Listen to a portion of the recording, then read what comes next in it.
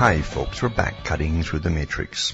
Talking about reality in a sense, because most folk accept everything as reality. They accept it all as reality. They have all their science writers and the magazines there. And these are front people, of course, for propaganda and to make you think what their masters want you to believe. And of course, you also have the same characters on television. There's always a special science editor or a speaker and so on. And here's one of them here. And it's to do with this very topic, in fact, on weather control. Talk about weather control. I mean, those who've been naturally aware of all the spraying that's been going on since 1998, that's when it really started in earnest, spraying the planet, and geoengineering, and watching it constantly, and so evident you just bother to look up. Most folk don't, unfortunately. And in fact, I've seen them even spraying lower down recently because they know it's no problem. Most folk aren't going to look up. They're all stuck watching their telephones or playing their phones and so on.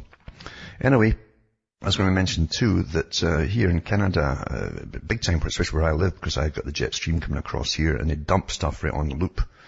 Because it's a big carrying area going all the way back down to the States and so on, or out to the East Coast. So that's what they do. Wherever it loops, they'll put extra stuff on it and dump it big time. And it gives them a long carrying area, and it drops all the way along, you see, on its road to wherever it's going. So I noticed even on Tuesday here, after weeks of rain here, that the temperature dropped to 40 Fahrenheit at night. This is July. This is July in Canada. Generally people are brown as berries. In fact, this is berry country here, blueberries. But that's about 5 centigrade. And there's not a peep in the news about it. This is a new normal, you see. Not a peep. Because anything that's cold, you see, doesn't fit in within the theory that you've got to believe in. It's all global warming. So when it's freezing like that, they don't mention it at all. Just thought I'd throw that in there. Anyway, here's an article, and this is a PR part by a mouthpiece, you see, that's meant to give you your thoughts and your opinions on behalf of the big boys who control everything. This is incredible technology, how to engineer the climate, it says. And it says that the greenhouse gases are heating up the planet. The usual stuff, that's the first premise to give you. See, that's going to be stuck in your head, that's first premise. And how you stop pumping carbon dioxide, etc., etc., because that's going to be big business for Rothschild and so on, and private banks, since it's all going to go through their private bank. And Al Gore's already making a fortune and so on.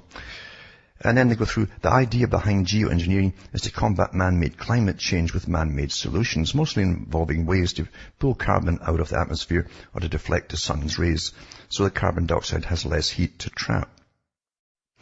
And it's so simplistic. This is how they talk to you like you're not even 4 years old. Because they're not telling you much of the truth here at all. Yeah, you can certainly put blankets across the sky that will freeze you or cause lots of rain or else give you a drought. There's different kinds of mixes in the spray, you see. And they can also use HAARP along with it as well, which they do, the HAARP technology. And that really makes a big mess when they use that. But you won't mention that at all.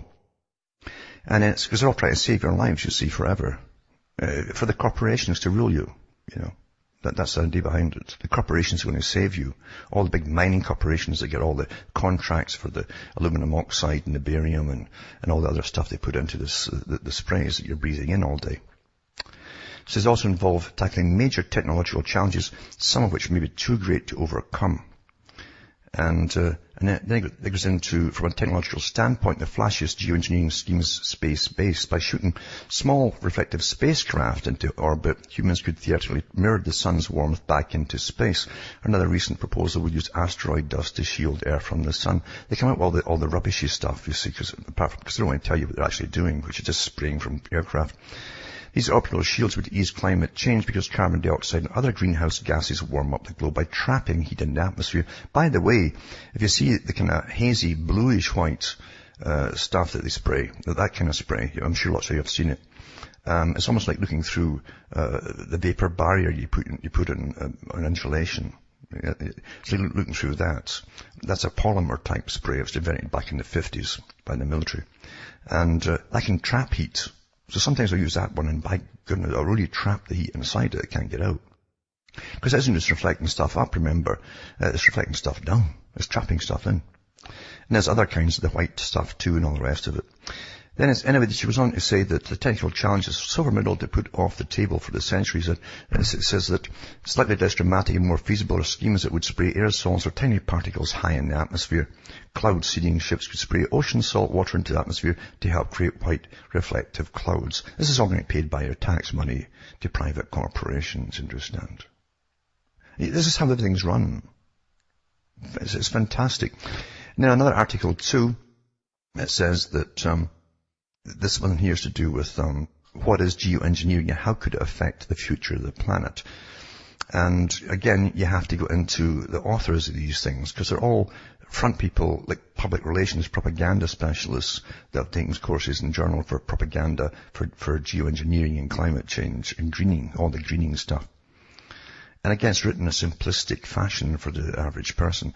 Most people believe that the best way to safeguard our planet for future generations, and that's a premise again, that most people believe that, right? That people do want to be with most people. They don't want to be outside on the fringe somewhere. Well, if most people believe, then I should believe that too then, or it would be odd. This is how it's psychology, basic psychology. And you find the last author, in fact, the specialist, I call them prattlers, paid prattlers, in the last article, that her degree is in psychology and in journalism. And it says, so most people believe the best way to safeguard the planet for future generations is to reduce the amount of energy we're using so they will limit the amount of damage we're doing to our climate. So there you are, we're doing the damage to the climate. No, we're not doing the damage to climate. This involves things such as adopting green living initiatives, developing renewable fuels, and making sure homes and businesses are as energy efficient as possible. You understand, under Agenda 21, you won't be able to own your own, at least you won't be able to own your own home. No private property for the general population. And how are they going to make something, how are they going to get you out? Well, there's many ways to get you out, apart from crashing the economy again, stealing your bank accounts, and all that kind of stuff that they've done before. They can also begin agencies and say that none of you vote for, of course, that is created. And then they come in and say, well, you can't live there. Your house isn't energy efficient enough. And then they start fining you until you fix it, because you can't fix it, it's too expensive. And how can you fix it up when they're giving you a $5,000 a day fine? It's all worked out that way, of course. Anyway, the ideas in this school of thought are collectively referred to as geoengineering, and scientists have come up with the various ways in which we can protect the environment. Some of these are more viable than others, and so on. And then they talk about the mirror again. That was make you talk about the mirror. And then cloud whitening. Cloud whitening is aimed at making the clouds in the skies brighter so they reflect more of the sun's rays and thus keep the Earth's temperature cooler. All that would be needed is to do this addition of salt. Barium and aluminum and so on. These are salts. They're called salts in chemistry. Addition of, it's not table salt in other words. So these clouds, which could be done by stationary ships with large funnels, would spray the salt into the clouds. They don't want to talk about the fact they're spraying you already. They've been doing it since 1998. This is to get you used to the idea. And it's also a trial balloon, because they do constant polls on all your Twitters and so on to see if you're actually starting to believe it or would you accept it. And then they'll eventually come out and say, well, we've actually been doing it. They've actually said they've been doing it anyway. On test runs. The whole country's been done on test runs, daily, for years. Technically it's legal, but they said we've done it for a test because they put it under testing. There are quite a few downsides to the geoengineering idea, though. The main one being that this has yet to be tested in practice. No, they've tested it all. They know exactly they can cause extreme weather conditions, massive flooding. They can cause massive drought. They can actually cause tornadoes and hurricanes and everything. Never mind the fallout, which they're well aware of because they've been studying us all. And all the data from the medical offices and hospitals on the amount of folk that are coming in with recurrent bronchitis. They cannot cure it. It doesn't get rid of it, because you're breathing in irritants, not bacteria. The bacteria sets in secondary to the irritant, you see. And the stuff is corrosive, basically, to the lining of your lungs and your noses and so on. But I'll put this rubbish up tonight for those who want to see the standard rubbish, because then you compare it with this one. And I read this a while back, and it's from the U.S. Naval Research Laboratory. Okay, it's not just the usual. It's still a PR piece because it's published for the public to read. And it came out in February.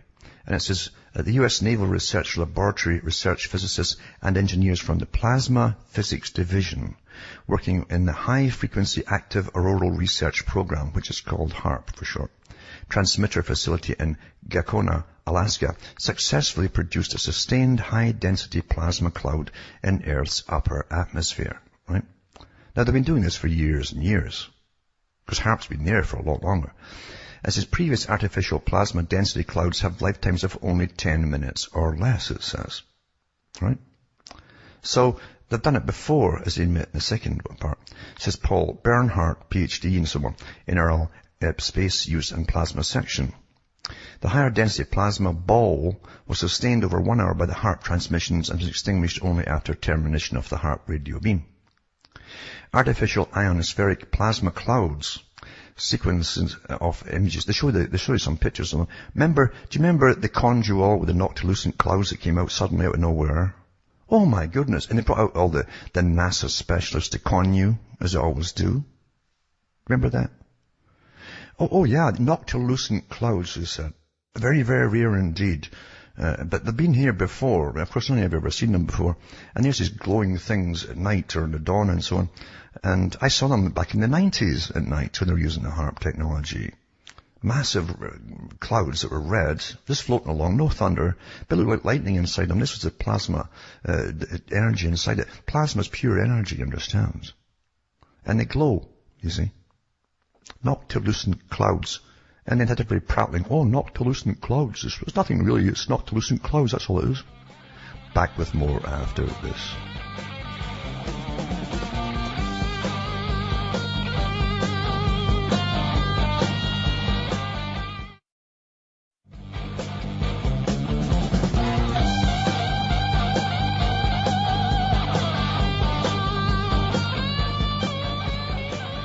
Hi folks, I'm back cutting through the matrix. And it really is, it's quite simple if you just remember what you've read in the past and seen. So most folk can't, unfortunately, and especially today, with all the data that's thrown at them all the time. And all the talking heads on television. If you watch television, you're a goner. Psychologically, it's perfected how to instill thoughts into your mind. It's going to stick there, and opinions are going to stick there by smiley faces, and fast-talking guys are trained to do this. Anyway, it says these glow discharges in the upper atmosphere were generated as part of the Defense Advanced Research Projects Agency, which is DARPA. You know, the guys that are really out there to help paraplegics, putting brain chips in them and stuff. Sponsored by Basic Research on Ionospheric. It says characteristics and effects. Campaign to explore ionospheric phenomena and its impact on communications and space weather. That's all it is. It's to do with impact on communications and space weather. Remember, in the 70s, it first came out from Montreal, in fact. There was a station there on shortwave that picked up for the first time, supposedly. Now, how old it is, we really don't know. We know that Tesla was working on this stuff. He didn't want to use it. He said he could superheat the atmosphere and cause it to explode, which they have done already. And they blamed on meteorites, which no one saw, not even the radar saw. Then they brought experts out to say, well, it was a set of car alarms all the way from Canada all that went to Seattle and so on in the US. Then they did the same thing a month later in Australia. Of course they're doing it. Because they've got one there too, by the way, in Australia. They've got them all over the place, these HAARP technology bases. Anyway, it says using the 3.6 megawatt high frequency. It's a lot bigger than that now, because I can remember in the 90s, when statements came out from there, they were really loading it up and made it much, much more powerful than 3.6 megawatts. So high frequency transmit the plasma clouds or balls of plasma. Plasma clouds, noctilucent clouds, or balls of plasma are being studied for use as artificial mirrors at altitudes 50 kilometers below the natural ionosphere, are to be used for reflection of high frequency radar and communications signals. Now, when it came out in Montreal, it was coming out from Riga. The first in the 70s. They called it the woodpecker. I've even put up in my archive section a talk I did years ago on radio to do with that very thing that happened. And I think it was from MSNBC that you see a scientist there talking about that very thing, and he lets you hear it. You actually hear the sound they were picking up. It was a bum, bum, bum, bum sound like that. Well, it's still going on today. Every day you can hear it if you've got a shortwave radio, if you just tune through the bands. So it's the most powerful signal you get on the bands. And since 2001, it's been there 24 hours a day. It changes frequencies once in a while, mind you. Anyway, it says here, and it was blocking out all ham radio at that time, you see. That's how they wonder what it was. And the Russians, the Soviets, they had this particular HAARP type technology, ELF technology at Riga. At Riga they were using it. Anyway, it says past attempts to produce electron density enhancements have yielded densities, and they give you some of the data about it. Using high-frequency radio transmissions need the second, third, and fourth harmonics of the electron cyclotron frequency. And then it says, the NRL group succeeded in producing artificial plasma clouds with densities exceeding 9 by 10 to the power of 5 electrons and so on, using HAARP transmissions at the 6th harmonic of the electron cyclotron frequency. Optical images of the artificial plasma balls show that they are turbulent with dynamically changing density structures. And that's what you see when you see them. I saw them in the 90s, as I say, when they were doing it. And it was quite interesting at night, and quite entertaining to watch these kind of strange clouds go by that were all glowing red. And they would get brighter in some parts of it, and then it moved to the other end, and so on. But no noise of thunder or anything like that. You know. And inside it was some sort of red lightning. It was just like flashes inside them in the clouds. Electrostatic waves generated by the HAARP radio transmissions are thought to be responsible for accelerating electrons to high enough energy to produce a glow discharge in the atmosphere approaching altitudes of nearly 170 kilometers.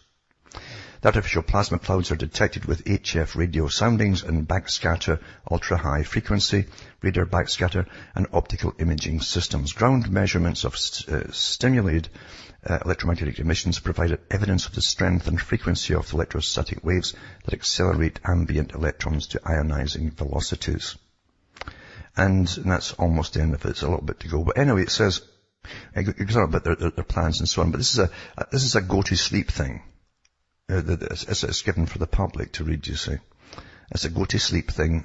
And remember at the time, too, when they came out with noctilucent clouds, remember the first thing that the government and the rest of them, it's probably methane from the cattle that you're eating. And all the greenies got on board with, oh yeah, that's what it is. It's probably global warming. You're all tricked by science.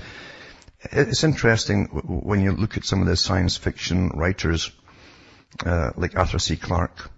They said a long time ago, he was one of the boys doing predictive programming. In fact, if you read 3001, the last one he wrote the book, he tells you where they're going to go. After all the lower types of humanity have all died off, he doesn't tell you how it all happened, but, and how the elites are all living in these wonderful high-tech cities and so on, way up in the clouds. Anyway, he also said that advanced science to primitive people is simply magic. But because of that, you understand, they won't believe you when you tell them this stuff. See, people only make a big deal of something if the media tells them they make a big deal of something. I mean, you've got lots of folk right now pushing for the gay agenda in different countries as though it's the most important thing in the world. And meanwhile, they've no jobs back home. A lot of them have lost their homes to the banks. The cost of living's gone through the roof.